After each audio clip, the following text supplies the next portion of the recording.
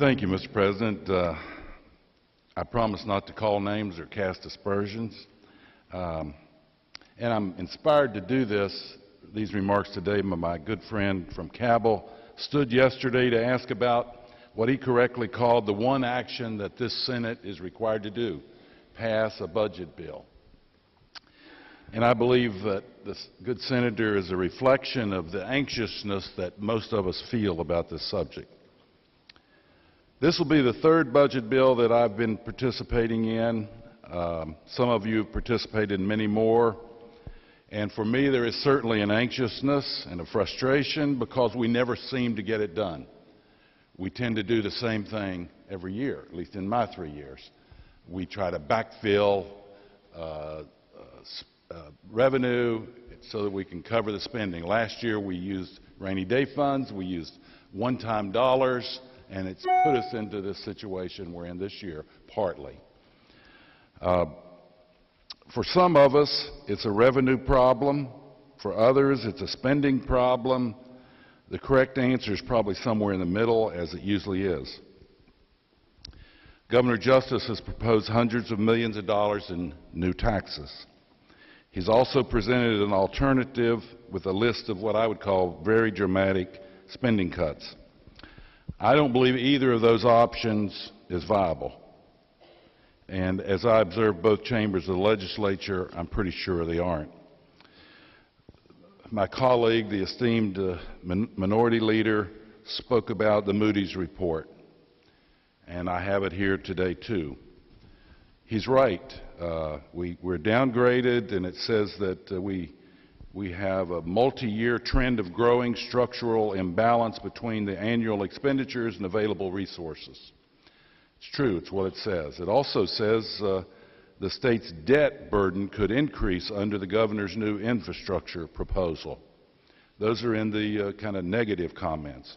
But I honed in on the bottom part, which says the factors that could lead to an upgrade in our bond rating. That's what we ought to be concentrating on. What can we do to get an upgrade from Moody's, not just to play defense to keep from getting another downgrade? And what it says, number one, is that long-term growth and diversification of our state economy would lead to that. Now, the governor said in his state speech that his ultimate goal is to eliminate the personal income tax. I applaud that. The truth is, though, I think we can do that sooner than later. I really do. I've spent much of the last 18 months pondering and anticipating this very dilemma that we have today, including my time as a member of the Joint Select Committee on Tax Reform and currently a member of the Senate Select Committee appointed by the President. And what I've determined is the primary goal of any comprehensive tax reform, which I hope we'll consider here, should be to drive economic growth, which should result in a bond upgrade ultimately. And according to the great majority of the testimony we heard in those select committees, the West Virginia growth is being impeded by two obstacles: state income taxes and personal property taxes. Senate Bill 335 has been introduced. It deals with personal income tax and a broadened consumption tax base, and it's been introduced, as I said, and referred to the Select Committee. Once it's scored and has a credible fiscal note, I'm hopeful that it'll be passed out of that Select Committee to Finance. I believe that can occur within the next 10 days or so. Now, I've heard all the fear, I've heard the skepticism, I've heard the criticism, the cynicism, the questions that surround this bill. It's putting the tax back on food. People are scared of that. The border counties have concerns. Is it a dependable revenue estimate? What about pyramiding of these taxes? Concerns about regressiveness is the one I hear the most. And the truth is, I think we can deal positively with each one of those concerns. So here's what I would ask all of you today.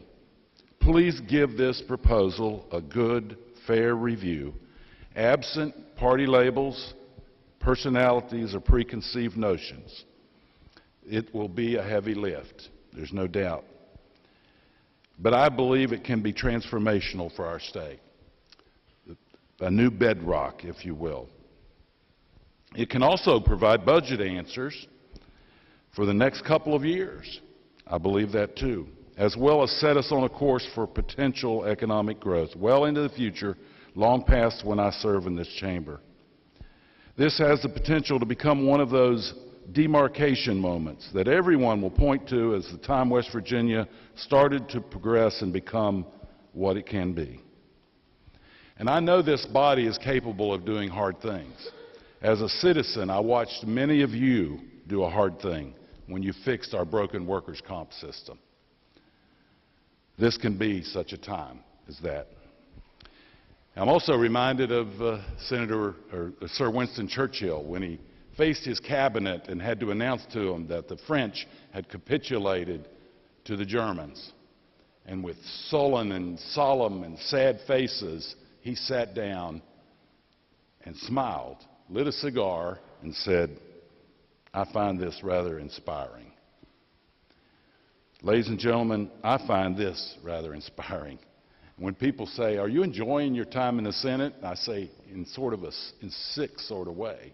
But that's what it is. That's how I find this. It inspires us. The senator from the 16th is right. It is in these kind of times that we do hard things. We make hard decisions, and we do it in a bipartisan way. Senator, I'm with you. I don't want to be here in the last days fretting over a budget. I certainly don't want to be doing it in an extended or special session. Thank you, Mr. President.